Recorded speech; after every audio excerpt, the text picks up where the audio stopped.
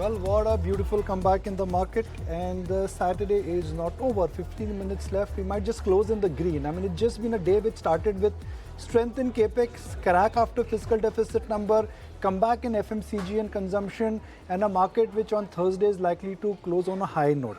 Insurance stocks, however, have been on the receiving end.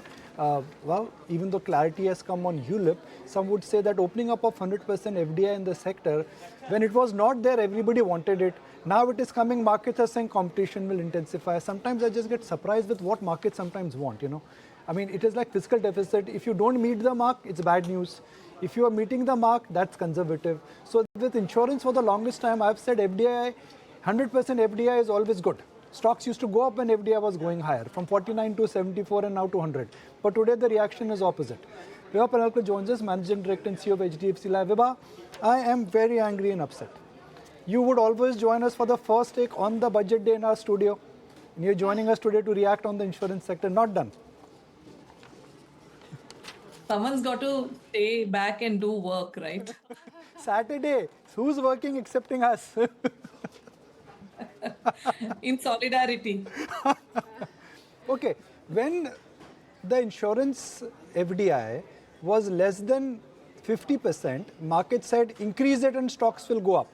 It went to 74%, everyone said, okay, thank you.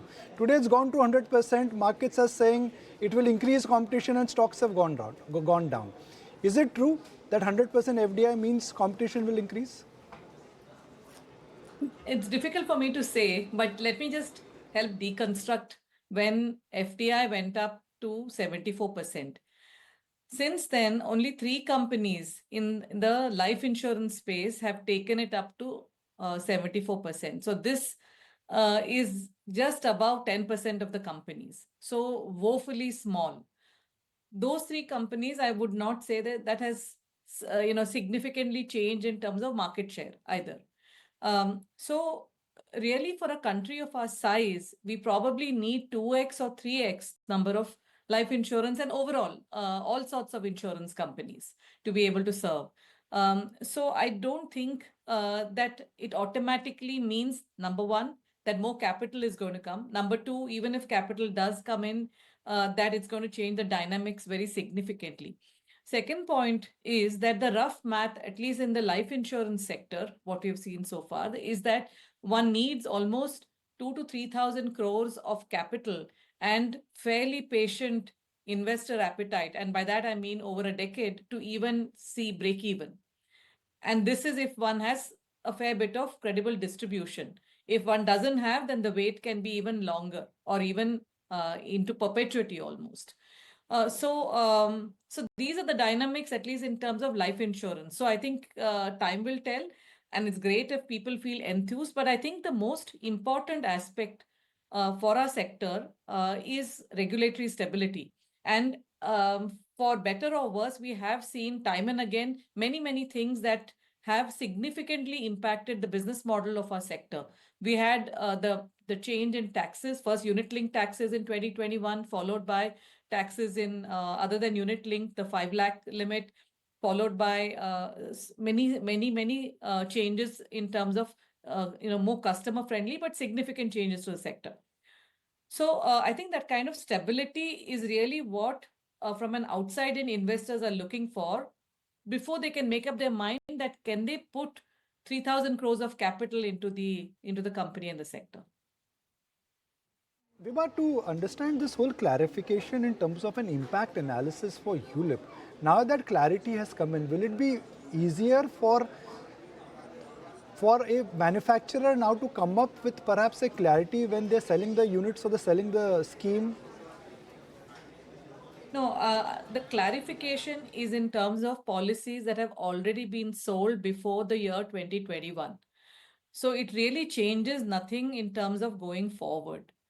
So unit link will continue the way we have been selling it since the last changes in the budget in 2021. And to summarize those changes, if the annual premium is less than 2.5 lakhs, then that is 1010D, section 1010D compliant. Of course, there are some other nuances in terms of how much of sum assured, but that section 1010D compliant, and so they are tax free. Those that are above that limit are taxed as per capital gains tax. So nothing really changes. So it is not, it is more clarificatory in nature as the language that has been released today in the memorandum. It is merely clarificatory in nature. However, we welcome it because not only is it clarificatory, but policies that were sold before 2021 that did not have a tax-free status now will be better off quite meaningfully if one is in the highest marginal tax rate. To explain, those that bought policies before 2021, February 2021, and the policies did not enjoy tax-free status, would have paid tax, say at 30%. Now, going forward, they would pay at 12.5%, and so would be meaningfully better off. So it is a slight positive, but no change really in terms of going forward. One final question, which is that if I look at insurance, the big picture is penetration levels are low. India needs to be insured more. COVID has been an eye-opener both in terms of health and life. But if I look at the government support, very little has come. I mean, it is only about disruption. It is only about changes which in a sense have made insurance as a product perhaps less more attractive.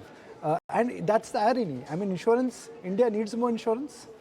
And there is nothing coming from the government which would say that, okay, हम खड़े हैं आपके लिए.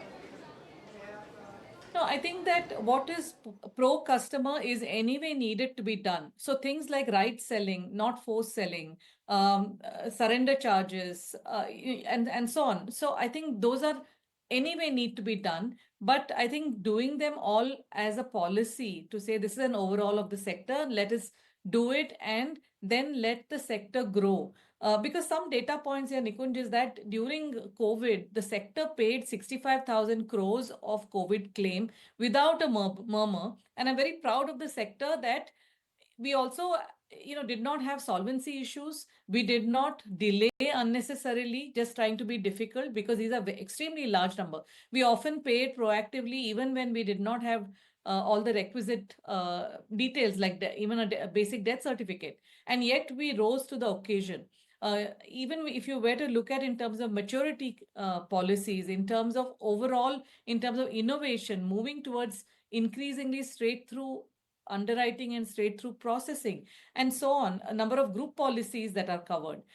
So I think while there might be a little bit that needs tightening, but I think as a service, we are also talked about, comparison to say if you want to buy insurance, unbundle, but nothing can be further from the truth, and I'm taking this platform to just deconstruct the myth to say that if you were to look at a unit linked policy, while it is much maligned, a lot of people like the solutioning aspect to it. And when you compare it with some of the other investment vehicles, one doesn't take into account that if what happens if a person passes away, and one could hypothetically say that you could buy a term and so on, but usually people don't do that. So at least they have a 10 times cover rather than having zero. If you have the wherewithal to deconstruct, unbundle, please do it. We have those products too, and in large measures. So I think I agree with you that the time is right for, as a nation, for us to realize the core of what an insurance as a sector does and how important it is to propel us to be the number 3 in terms of overall global rankings.